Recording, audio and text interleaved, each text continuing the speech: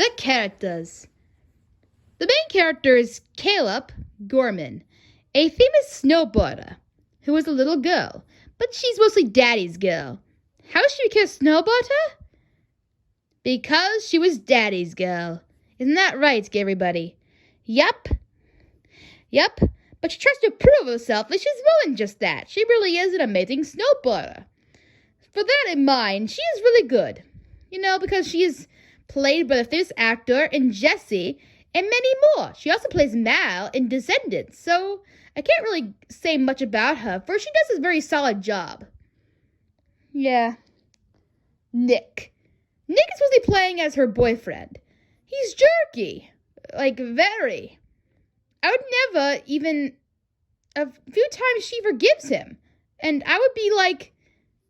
I would never forgive him at all at this point. Never. Will. Interesting. Will is the most interesting character I could say that's in this movie. He has potential, with the fear of him snowboarding ever again by the fact he broke his leg by trying to do the Cloud 9, which he made a trick himself, which was impossible to do. But he has a little bit of a story where he's afraid to do so.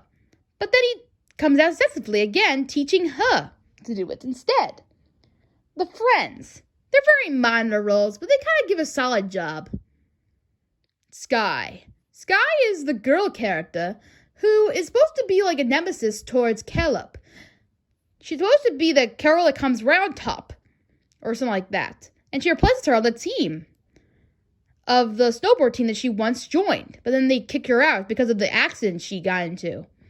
But anyway, she was meant to be like a nemesis. They play her well, and she does a pretty good, solid job. Every character is solid, pretty much. Not much to say about them. Who did a solid job better than the rest would have to be Nick, who kind of did a solid job of shouting out by his father and everything. Which I can't give away again, like Yakko said.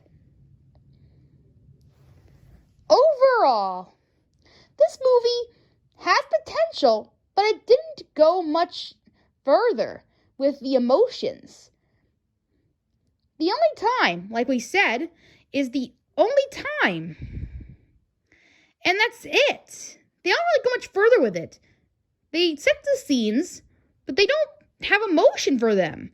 It's kind of like all the characters are just solid and they're just there. They don't really say much about it.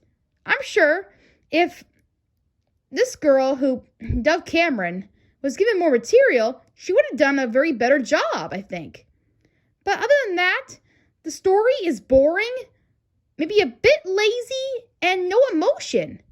If there was emotion, we'd be cheering her on all the way. But unfortunately, there isn't any. It just comes out as a very boring and very too solid part. For a Disney Channel movie, this Christmas movie is meant to be skipped. The only thing I liked in the movie that I kind of enjoyed was this dog named Donald, who is the rebel dog. Right, guys? He is so cute. Rebel dog, rebel dog, rebel dog. Yeah. So if anything, you should watch it for that reason. The dog named Donald, who frees all the other dogs and goes on a rampage throughout the whole movie. But it's worth to be shown. Anyway, this movie is a 7 out of 10. Wow, we're off to a bad start, aren't we, Sibs? Yeah, doesn't look too good. Well, hopefully the two movies we review next will be better. Well, let's hope soon. Yeah, with 8-Bit Christmas, jingle all the way. But until then, see ya. Good night, everybody. And of course, whatever movie my brother makes for me to watch. Yeah, that too. It'll be a surprise.